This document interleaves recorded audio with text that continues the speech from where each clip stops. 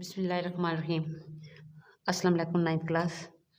अभी हम फिजिक्स का 5.7 क्वेश्चन सॉल्व करते हैं। अब इस क्वेश्चन की स्टेटमेंट में क्या है कि the value of G is 4 metre per second square at a distance of 10,000 kilometre from the centre of earth.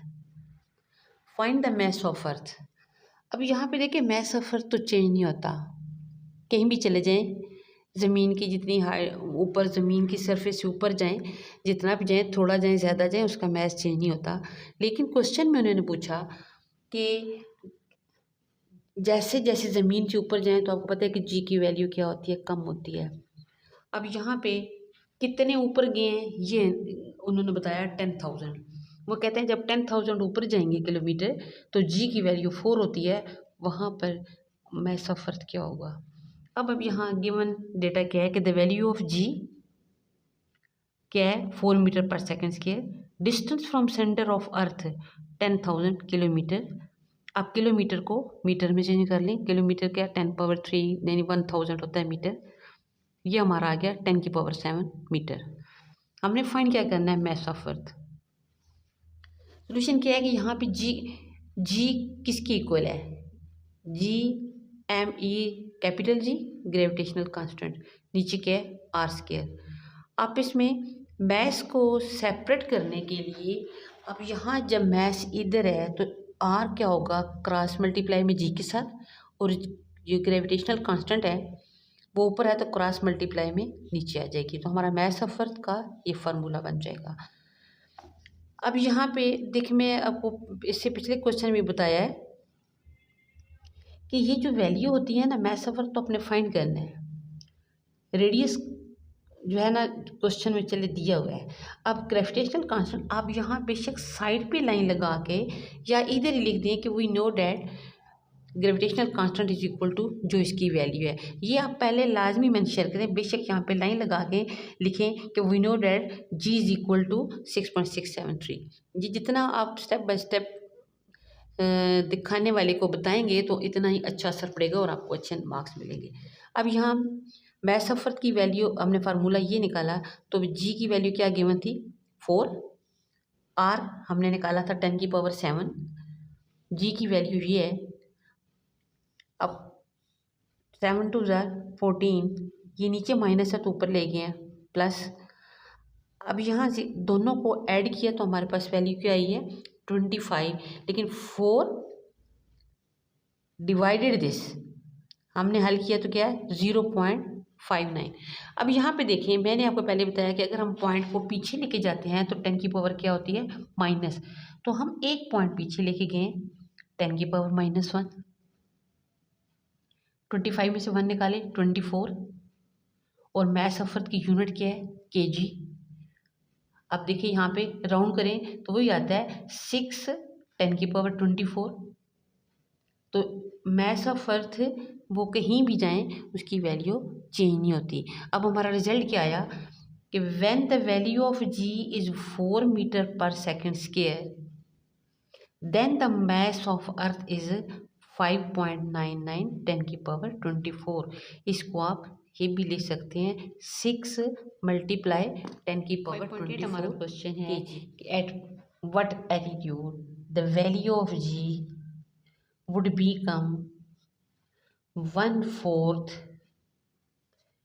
than on the surface of earth।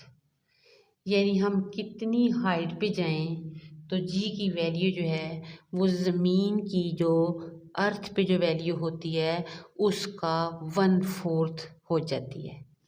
और 1/4 क्या होती है कि देखो जी की वैल्यू 1/4 मल्टीप्लाई करेंगे तो क्या है 2.4, यानी उसका चौथा हिस्सा 1/4 चौथा हिस्सा 1/3 तीसरा हिस्सा। ठीक, अब यहाँ पे हमें गिवन क्या है, सिर्फ ग्रेविटेशनल एक्सेलरेशन दिए हुए है, जी है यानी हाइट जो है जी की वैल्यू हाइट पे इतनी है। हमने फाइंड क्या करना है कि हाइट फाइंड करनी है, एटीट्यूड फाइंड करना है अबव अर्थ सरफेस। हमें अब सोल्यूशन में क्या है कि हाइट जब जी की वैल्यू हाइट पे हो तो हम इसमें आर में क्या करते हैं H+ कर लेते हैं। अब यहाँ क्वेश्चन में फिर मैंने शेयर करें कि आप फाइंड तो कर रहे हैं, क्या फाइंड कर रहे हैं, हाइट फाइंड कर रहे हैं। अब यहाँ पे जी की वैल्यू इसकी इक्वल है, तो जी की वैल्यू हमें गिवन है कि जी/4,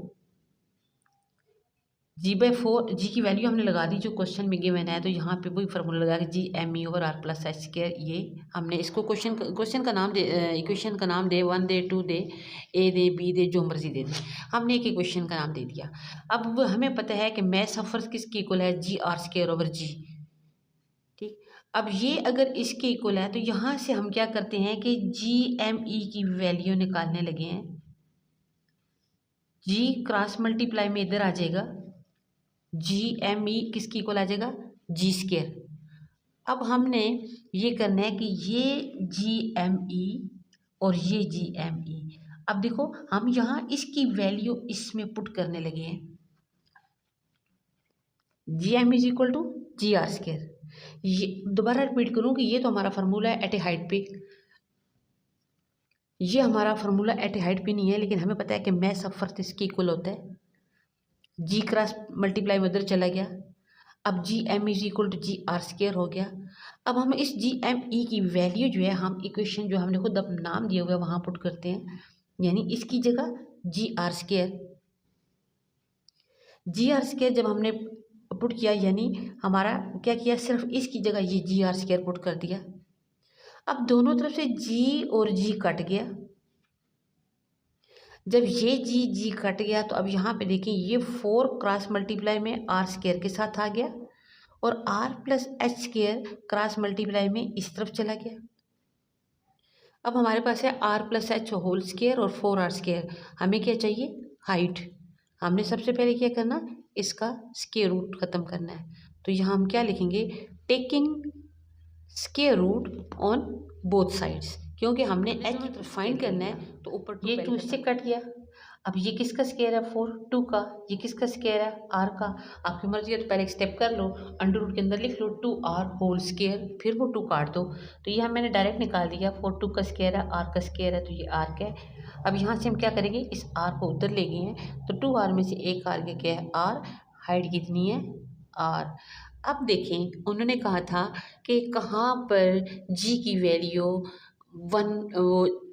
अर्थ की वैल्यू से कितनी होती है, 1/4, कितनी हाइट पे जाएं तो हमारी जी की वैल्यू 2.5 होती है। 2.5 का मतलब है 1/4 है।